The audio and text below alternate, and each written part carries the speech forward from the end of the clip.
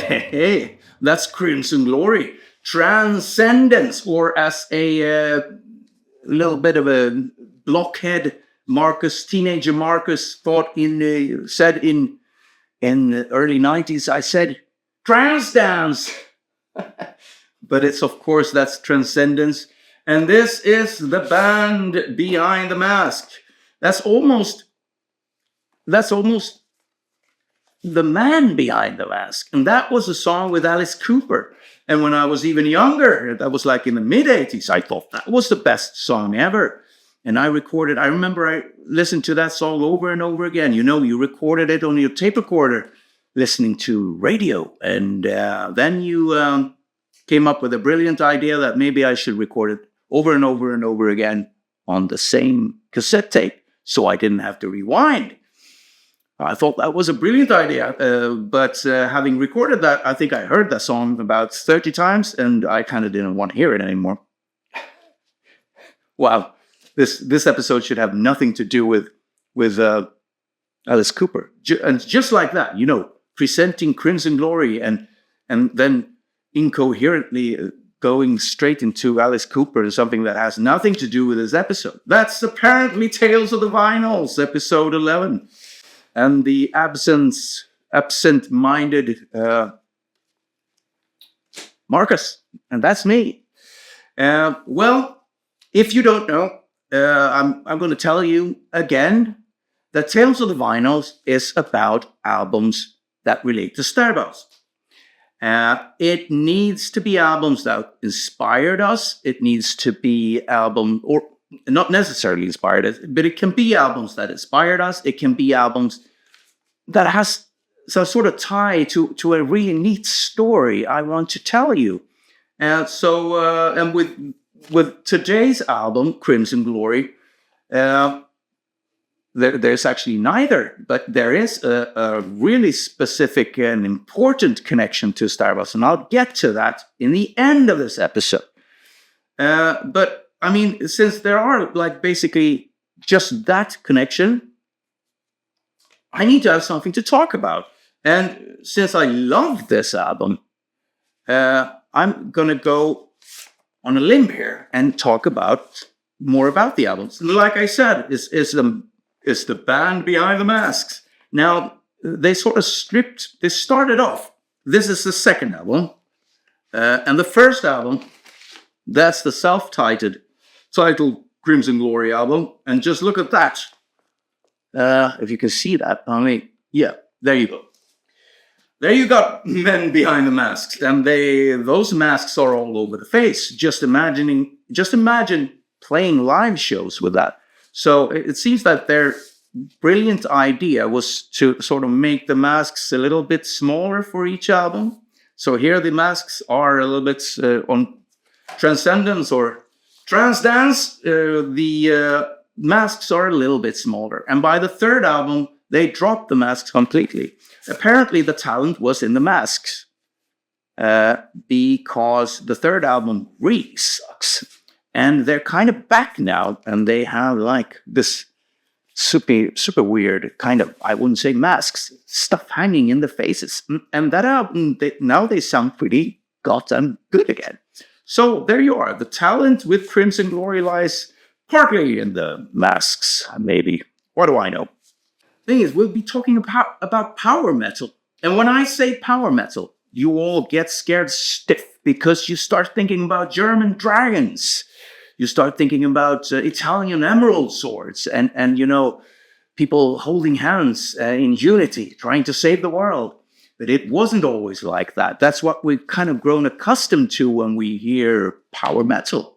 Sadly, I have to say, this was US power metal, a little bit more on the progressive side, maybe almost progressive hard rock. Or it's quite a varied album. But I mean, this is US power metal as well. That's Sanctuary. And for those who don't know, that's the band that preceded Nevermore, a band that I never really took a liking to.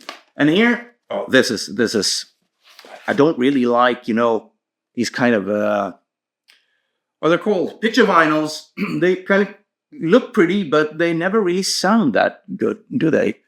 They probably destroy the sound with putting prints on the album. But this is Sabotage, Power of the Night. Absolutely brilliant. And by the way, like I said, this Tales of the Vinyl series is not supposed to be about my favorite albums, but whenever I seem to show albums like this, it seems to be only favorite albums. It is like all the albums are brilliant, so take them as recommendations or whatever. We got another one here. This is, I'm not sure here, you probably have to help me out. I don't know if this is US power metal. It's Chastain, Ruler of the Wasteland. A band like Hammerfall, which is a power metal band. I think they covered quite a few songs with Chastain. And like most covers, the original is better.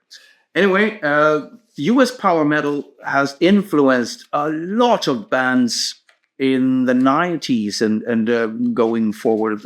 One of the better bands that should have been huge, better Swedish bands, is Morgana Le Fay. Now, I don't have any, I have their albums with Morgana Le Fay on CD, but they never released anything on vinyl. This is Le Fay. They kind of had to drop the Morgana name because they swapped label. And I remember seeing, this interview on Headbangers Ball. I think they released their second or third album, that's A Secret Doctrine. And they were, being interviewed by Vanessa Warwick. And she asked them if they were playing, and they said power metal. Now, if you know how Morgana Le Fay sounds, and you think about power metal, you don't think about that kind of music. So that's kind of my point, that US power metal is quite different from what we normally call power metal. I sort of realize I don't have much to say about this album, but I can head straight into the fact that, first of all, it's a bloody brilliant album, and it's not thrash, it's not death, it's not extreme metal. But you'd be surprised how many of your favorite extreme metal musicians that holds this album quite dear.